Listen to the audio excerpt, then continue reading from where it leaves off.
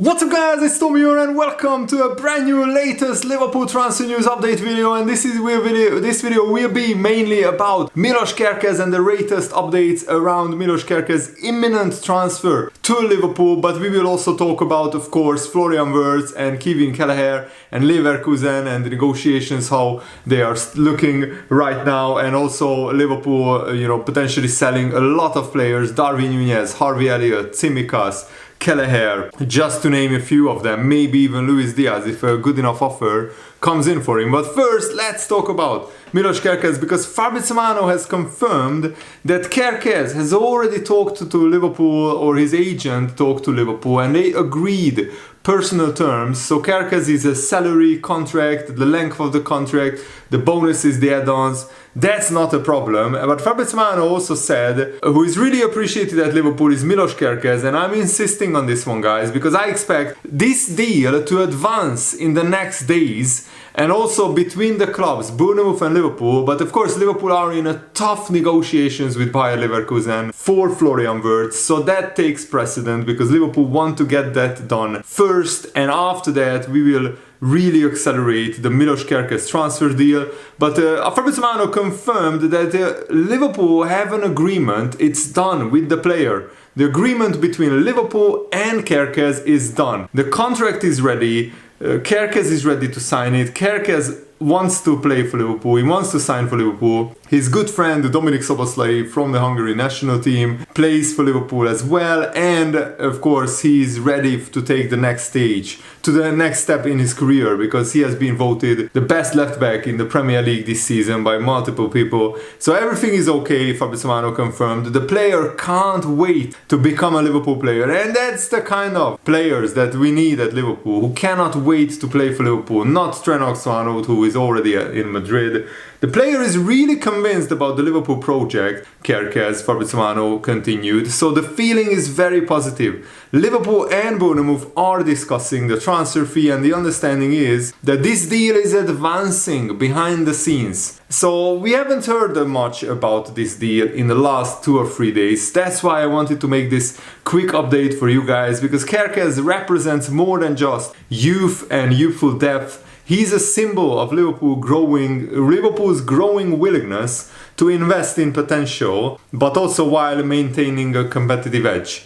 At just 21 years old, he's already shown strength, composure, and an attacking instinct that suits Arne Slot's system. This is not a reactive rebuild, it's a carefully coordinated evolution driven by data, trust in recruitment, and an ambition that refuses to stagnate. For Liverpool, the summer is about sharpening every angle, and Kerkez may soon be a significant part of that story. And what a signing Kerkez could be! Frimpong and Kerkez are two of the most exciting young fullbacks in the world, not just in Europe, and I'm really excited about this. Kerkez also dropped a massive hint about his future, and not just I'm talking about him liking and watching Liverpool transfer stories on his Instagram, on his personal Instagram account, and him liking and watching, Kerkez being linked to Liverpool, but he gave an interview to the biggest Hungarian sports newspaper, Nemzeti Sport, and he admitted that there is speculation over a move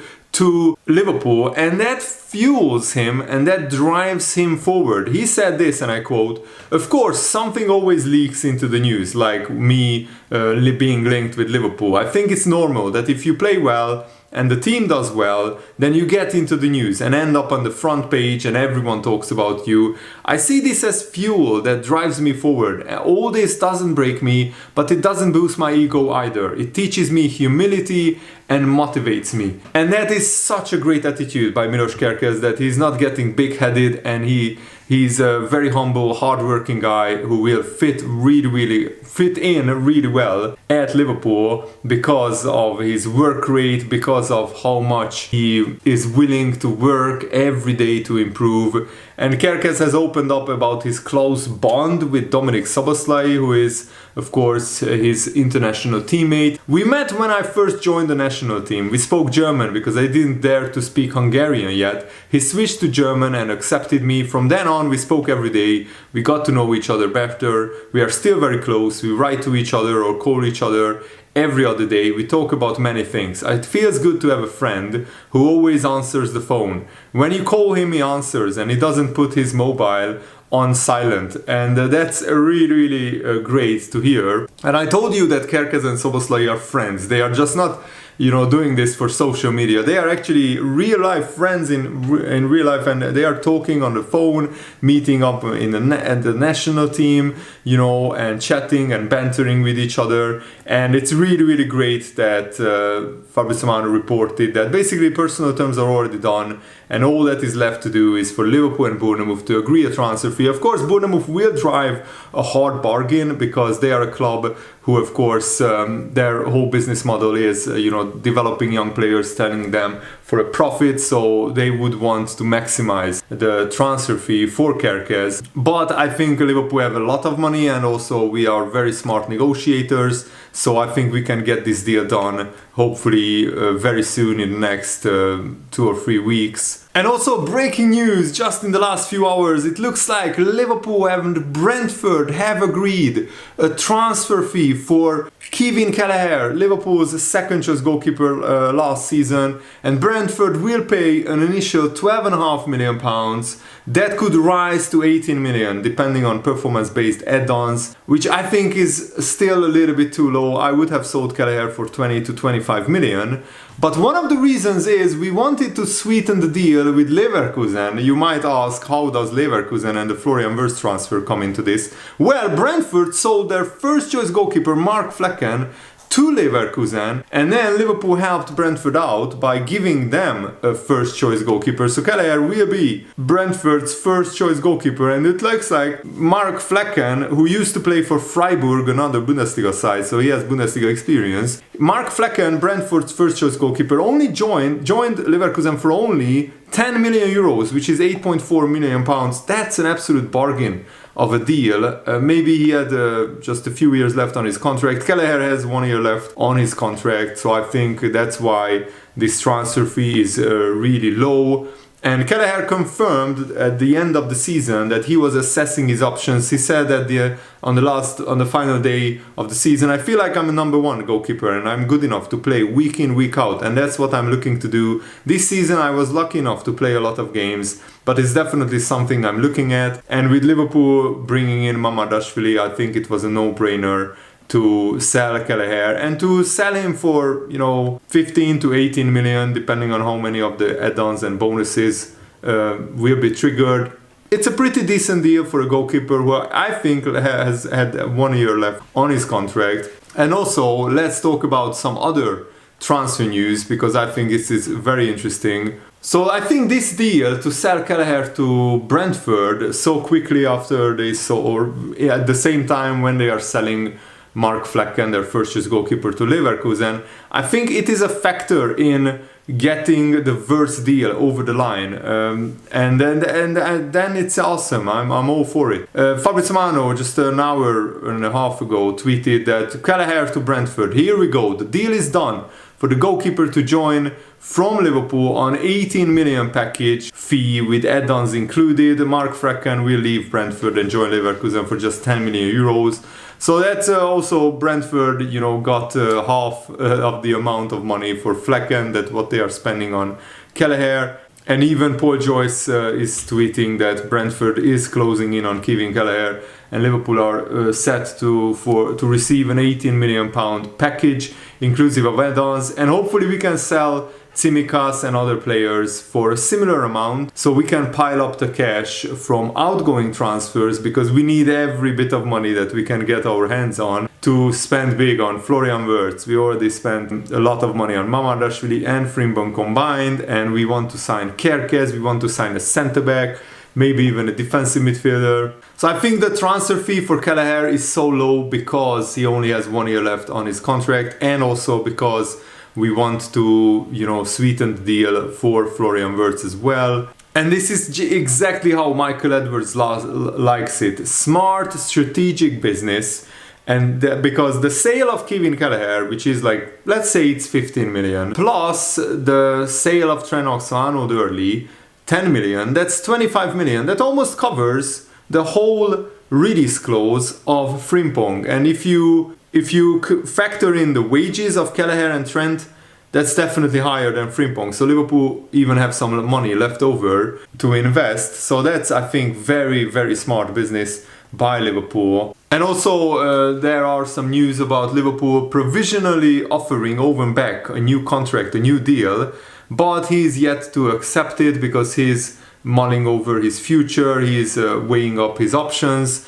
And Liverpool are also discussing internally Luke Chambers and Callum Scanlon's futures. The big question is Andy Robertson happy to sit out matches for Milos Kerkez? Tsimikas has links away to, and I think Tsimikas is almost 100% being sold if we sign Kerkez, but I think that's not an if, but a when. And Liverpool's vision could be next season to play most of the games without an actual proper striker, a proper number 9, somebody like Ekitike, Šeško, Darwin Núñez. And instead, Liverpool will play a 4-2-4-0 formation, basically in the double pivot in the two defensive midfielder positions. We will rotate McAllister, Gravenberch, Jones, and maybe another defensive midfielder like Endo, or maybe we sign someone. And then, in attack, we could rotate Luis Diaz, Gakpo, Szoboszlai, Jota, Florian Wirtz, Salah, Frimpong, even Chiesa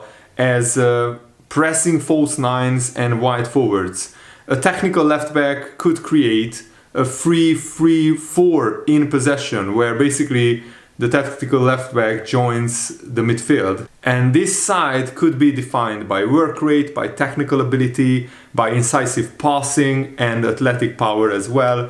It's almost impossible to predict what Liverpool will look like next season, because there is a good chance that either Diaz or Jota or Chiesa won't be at Liverpool next season. Of course, we are probably assuming that Darwin Núñez and Harvey Elliott won't be at Liverpool next season, but the other three attackers, I can't predict. We might even sell two of them. We might sell Chiesa and Diaz. We might sell Jota and Chiesa. We might sell Diaz and Jota. Who knows? It all depends on what the players want to do, what Arne Slot wants to do, what kind of offers Liverpool get for these players. It's very difficult to predict. The scope of system change at the club will depend on on who leaves as anything else. But some Liverpool fans say that Liverpool can't play without a number 9 because it's so it's so ingrained into our mind that Liverpool need a proper number 9, a proper striker. You know how many famous, legendary number 9s Liverpool had: Ian Rush, Fernando Torres, Darwin Núñez, and all the other great number 9s, Michael Owen, Emil Heskey. The list is endless. But there are loads of ways to score goals, and Arne Slot, you could argue in maybe more than half of the Liverpool games this season, Liverpool didn't play with the traditional number 9. We used Luis Diaz a lot of the times as a false 9. Chiesa even played there. I didn't see anything last season that says Arne Slot wants or desperately needs a centre forward, a proper classic centre forward. That it could be a resurrection of the Roberto Firmino role.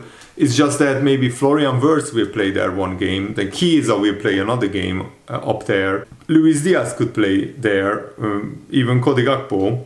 I think one of the biggest hints was that one of Liverpool's best performances of the whole season came against Man City away. That's when we practically won the league, because it was our hardest away game of the whole season, and Liverpool cruised to a 2-0 victory with basically Szoboszlai and Curtis Jones playing as two false 9s, which was a very unusual tactic. It completely surprised Man City, and Arne Slot must believe that Wirtz would be the key to this as a Bobby Firmino 2.0, if you like. So that's a very, very interesting thought process that I think every week that goes by, it's more and more likely to happen. So yeah, let me know what do you think about this. And that's it for today's quick video. I just really wanted to do a quick one for today, the second one for today. I really hope that you appreciate it. Thanks for watching, guys. Have a nice day. See you later. Goodbye.